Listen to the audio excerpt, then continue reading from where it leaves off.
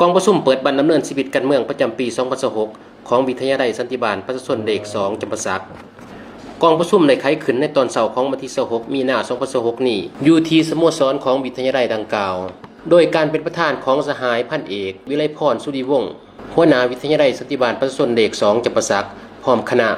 มีคณะพักคณะบรรณาบรรดาของอ้อมคางพนักงานรักแรงตลอดหอดครูอาจารย์และนักศึกษาเข้าร่วมโอกาสนี้สหายพันเอกวิไลพรสุริวงศ์หัวหน้าวิทยาลัยสันติบาลประชาชนเด็ก2จำปาสักก็ได้กล่าวว่าการเปิดบรรณดำเนินชีวิตการเมืองครั้งนี้เพื่อเป็นการคำนับรับตอนให้แก่วันสังตั้งกำลังป้องกันความสงบครบรอบ65 ปี5 เมษายน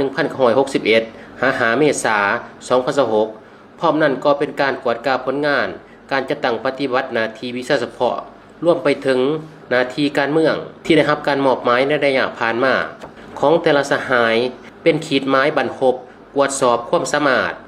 เทคนิคไว้พริกในการปฏิบัติหน้าที่เวียกงานทั้งนี้ก็เพื่อแน่ใส่ทันแถวพนักงานสมาชิกพรรคเสื่อมซึมกำแหนแนวทางของพรรคกฎหมายของรัฐเพื่อพร้อมกันเฮ็ดสำเร็จหน้าที่ตามการมอบหมายกองประชุมเปิดบรรณดำเนินชีวิตการเมืองในครั้งนี้ได้นำเอาเอกสารต่างๆมาเผยแพร่เป็นต้นเอกสารตามสกัดกั้นและแก้ไขปรากฏการณ์ย่อท่อในกำลังป้องกันความสงบเอกสารจรรยาบรรณจรรยธรรมของนายและพลตำรวจเอกสารเพิ่มทวีเวียงงานศึกษาอบรมการเมืองนำพาแนวคิดให้กำลังป้องกันความสงบและเอกสารเสริมขยายถาดแท้มูลเสือปฏิวัติอันสง่าของกำลังป้องกันความสงบจุดประสงค์ก็เพื่อเฮ็ดให้คณะพรรคคณะบรรณาตลอดหอดสมาชิกพรรคภายในวิทยาลัยสันติบาลประชาชนเด็ก2รับรู้เข้าใจและเสริมซึมบรรดาเอกสารต่างๆให้นายและพลตำรวจตลอดหอดครูอาจารย์และนักศึกษามีคุณทัศน์การเมืองนักแน่นมีความจงรักภักดีต่อชาติต่อประชาชนมีแบบแผนวิธีเฮ็ดเวียกที่ถูกต้องและปฏิบัติสำเร็จหน้าที่ตามการมอบหมายภายหลังสำเร็จการเสริมซึมบรรดาเอกสารต่างๆแล้ว